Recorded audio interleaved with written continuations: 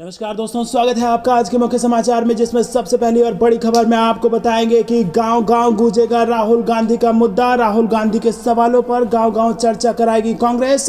प्रदेश मुख्यालय में बनाया गया वॉर रूम और बैकफुट पर है बीजेपी। साथ ही साथ दूसरी खबर में जिक्र होगा मध्य प्रदेश का, जहां पर होने हैं चुनाव और ऐसे में भाजपा को लगा है बेहद बड़ा झटका। पूर्व सांसद हो गए हैं कांग्रेस में शामिल और चुनाव से पहले ऐसी खबरों से उड़ गई है भाजपा की नींद। तीसरी खबर में जिक्र होगा कर्नाटक का, जहां पर चुनाव की तारीखों का ऐलान हो चुका है और इसी बीच एक और बड़ा झटका यहां पर भी बीजेपी को लगा है। और एक जो खबर आ रही है उसके मुताबिक बीजेपी विधायक NY गोपाल कृष्णन ने दे दिया है इस्तीफा और वो भी कांग्रेस में हो गए हैं शामिल। और साथ ही साथ चौथी खबर में जिक्र होगा कि ईंधन की कीमतों में बढ़ोतरी के लिए देश से माफी मांगे मोदी सरकार, KTR ने दिया यह बयान। और पांचवी खबर में आपको बताएंगे कि PM के बारे में बात करते हुए कर्नाटक के बीजेपी विधायक का ऑडियो हो गया है वायरल, जिसके बाद मचा है जबरदस्त बवाल। दोस्तों, हर एक खबर की गहराई में आपको ले जाएंगे, लेकिन उससे पहले अगर आपको भी ऐसा लगता है कि पूरा देश इस वक्त राहुल गांधी की तरफ उम्मीदों से देख रहा है और 2024 में बदलने वाली है सरकार, तो वीडियो को लाइक करके कमेंट में लिखिए जय हिंद। रुक करते हैं सबसे पहली और बड़ी खबर की तरफ। राहुल गांधी के सवालों पर गांव-गांव चर्चा करवाएगी कांग्रेस।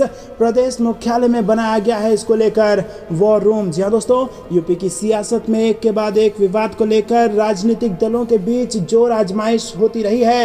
रामचरितमानस पर टिप्पणी को लेकर सियासी संग्राम के बाद अब कांग्रेस के हाथ पूर्व अध्यक्ष राहुल गांधी की लोकसभा सदस्यता निरस्त किए जाने के बाद उद्योगपति गौतम अडानी को लेकर पूछे जा रहे सवालों का मुद्दा है। तो दोस्तों, एक तरफ राहुल गांधी की सदस्यता, दूसरी तरफ गौतम अडानी का मुद्दा, ये कुछ ऐसे मामले हैं जिसने इस वक्त बीजेपी की नींद उड़ा रखी है। और इसी बीच उत्तर प्रदेश में इसको लेकर के गांव-गांव घर-घर जाकर माहौल बनाएगी कांग्रेस पार्टी, क्योंकि यूपी के रास्ते दिल्ली की गद्दी का रास्ता जाता है और यूपी जीतना बेहद जरूरी है अगर दिल्ली की गद्दी पे जाना हो। तो दोस्तों, क्या आपको भी ऐसा लगता है कि कांग्रेस की ये रणनीति काम आएगी? कमेंट में जरूर बताइए। रुक करते हैं अगली ब्रेकिंग न्यूज की तरफ, जो कि मध्य प्रदेश से आ रही है। मध्य प्रदेश में बीजेपी के पूर्व सांसद कांग्रेस में हो चुके हैं शामिल, जिसके बाद चुनाव से ठीक पहले बीजेपी को लग चुका है बेहद बड़ा झटका। जी हां दोस्तों, मध्य प्रदेश में बीजेपी को निमाड़ इलाके में बड़ा झटका लगा है। यहाँ के पूर्व सांसद माखन सिंह सोलंकी ने पूर्व मुख्यमंत्री दिग्विजय सिंह की मौजूदगी में कांग्रेस की सदस्यता ग्रहण कर ली है। और जिले के सिलवाद में जिला कांग्रेस ने सार्वजनिक कार्यक्रम का आयोजन किया था और इस मौके पर खरगोन बड़वानी लोकसभा क्षेत्र से 2009 में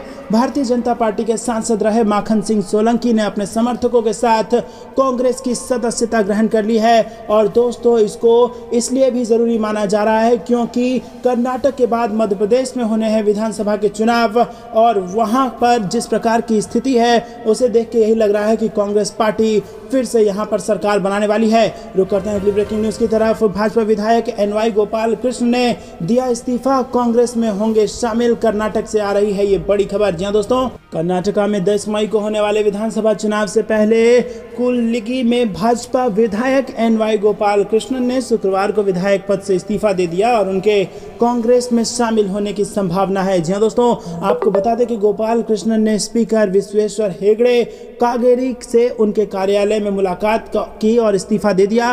रिपोर्ट के अनुसार उन्होंने हाल ही में राज्य के वरिष्ठ कांग्रेस नेता DK शिव कुमार और सिद्धारमैया से मुलाकात की थी और चर्चा की थी।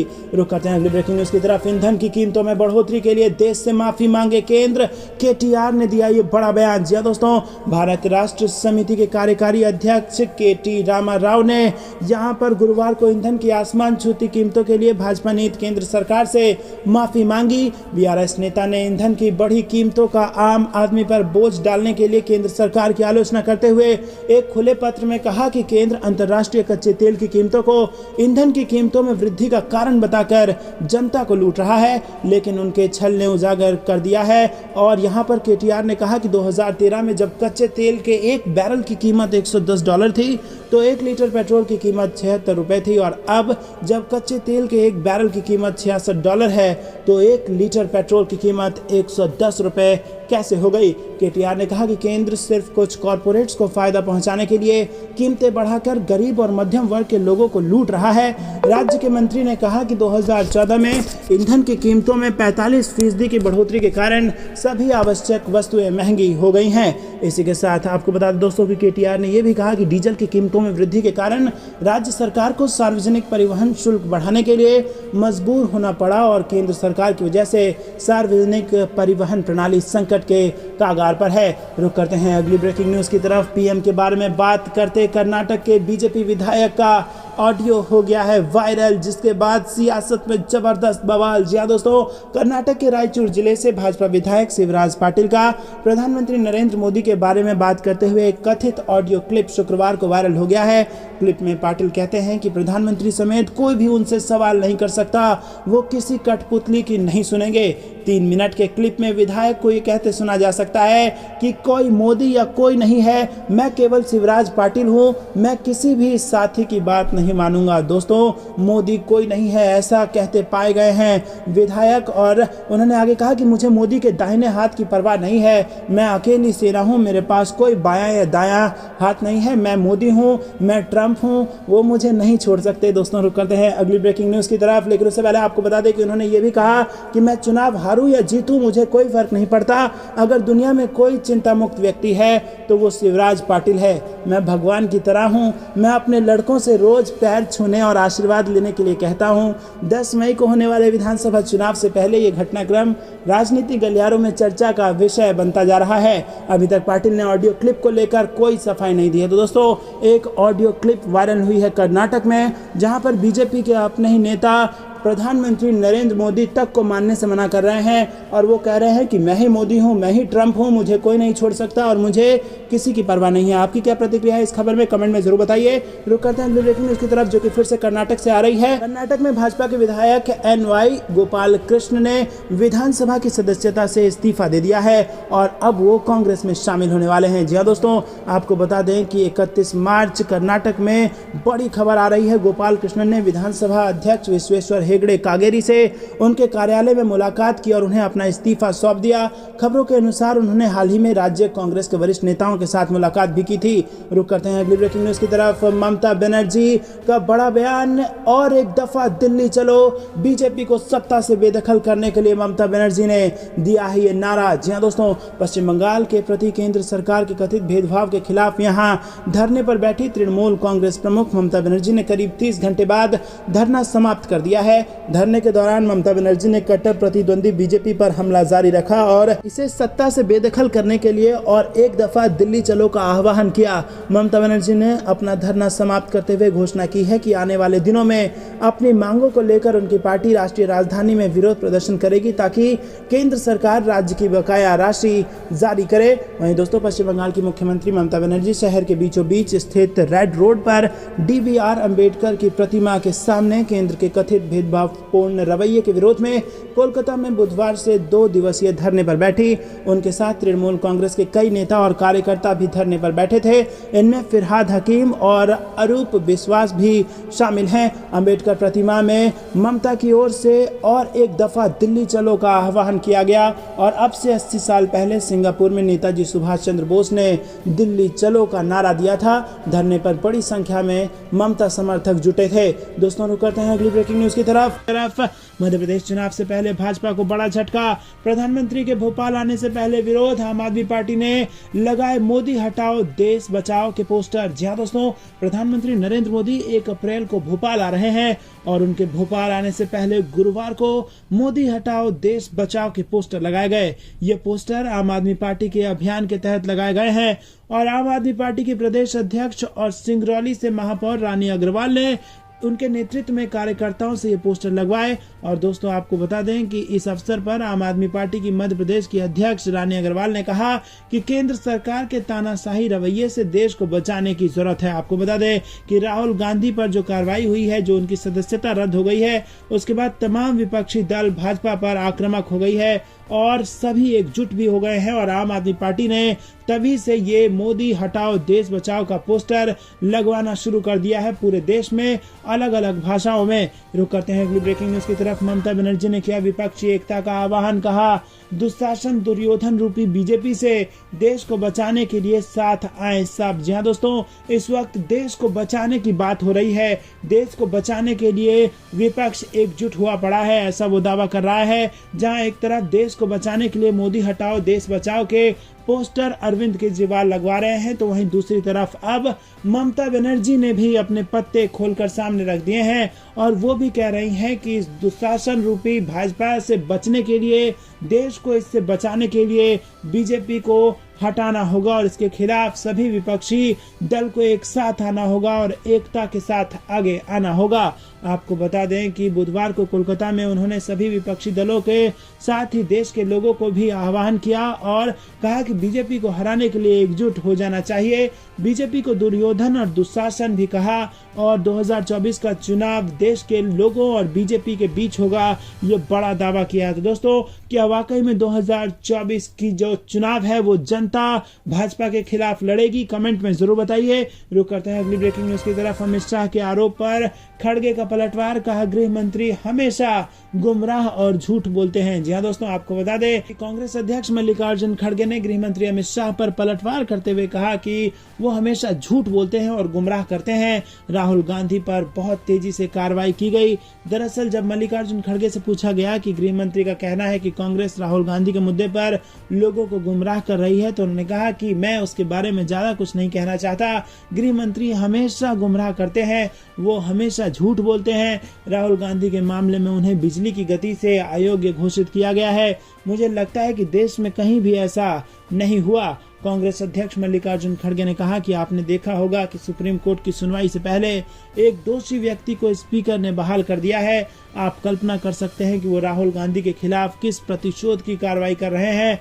हम इसका सामना करेंगे और हमारी कानूनी टीम काम कर रही है। वहीं दोस्तों, केंद्रीय गृह मंत्री अमित शाह ने कांग्रेस नीति यूपीए सरकार पर गंभीर आरोप लगाया। दोस्तों, रुक करते हैं अगली ब्रेकिंग न्यूज की तरफ। कर्नाटक चुनाव को लेकर सिद्धारमैया का बड़ा दावा, 60 सीटों पर भी पार नहीं कर पाएगी भारतीय जनता पार्टी। जी हाँ दोस्तों, कर्नाटक विधानसभा चुनाव की तारीखों का ऐलान हो चुका है। चुनावी बिगुल का काउंटडाउन शुरू होने के साथ ही चर्चा तेज हो गई है कि कर्नाटक की सत्ता में कांग्रेस आ जाएगी या बीजेपी दोबारा वापसी करेगी। और इसी बीच कांग्रेस नेता और राज्य के पूर्व मुख्यमंत्री सिद्धारमैया ने दावा कर दिया है कि वर्तमान की स्थिति ऐसी बन गई है कि भाजपा को 60 सीटें भी नहीं मिलेंगी और हमें किसी राजनीतिक दल से कोई खतरा नहीं है। हम अपने दम पर सत्ता में वापस आएंगे और कर्नाटक में अगली सरकार भारतीय जनता पार्टी की नहीं बल्कि कांग्रेस की होगी। और राहुल गांधी के नेतृत्व में जिस प्रकार से भारत जोड़ो यात्रा ने जबरदस्त सफलता हासिल की थी, वो अभी भी लोगों के जहन में है और लोग उसको वोट में बदलेंगे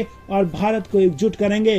रुक करते हैं अगली ब्रेकिंग न्यूज की तरफ। अमित शाह का उत्तराखंड आगमन, प्रदेश महिला कांग्रेस ने लगाए अमित शाह गो बैक के नारे। जी हाँ दोस्तों, देवभूमि उत्तराखंड में केंद्रीय गृह मंत्री अमित शाह के आगमन पर प्रदेश महिला कांग्रेस की अध्यक्ष ज्योति रौतेला के नेतृत्व में काले झंडे दिखाकर वो अमित गो बैक के नारे लगाकर विरोध प्रदर्शन किया गया। दोस्तों, आपको बता दें कि प्रदेश महिला कांग्रेस अध्यक्ष ज्योति रौतेला ने कहा कि भाजपा द्वारा लोकतंत्र की हत्या की गई है और ऐसे लोकतंत्र के हत्यारों को देवभूमि को कलंकित करने का काम नहीं करने देंगे।